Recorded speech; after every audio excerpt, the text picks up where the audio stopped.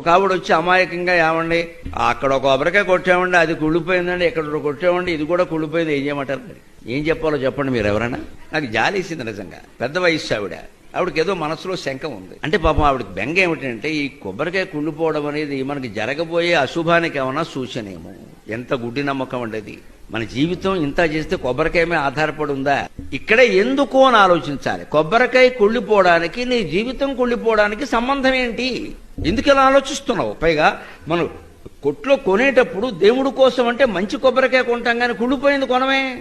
మనం కావాలని చిత్తశుద్ధితో దేవుడికి మంచి కొబ్బరికాయ కొట్టాలని మనం ప్రయత్నం చేసినప్పుడు అదేదో అనుకోకుండా లోపల కుళ్ళిపోతే మనం ఏం చేస్తామండి? అది అమ్మేవాడికి తెలుసా, మనకి తెలుసా?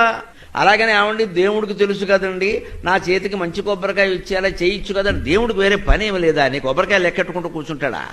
అంచేతను మనం ఈ ఎందుకు అన్న ప్రశ్న వేస్తే ఈ ఆలోచన పక్కకి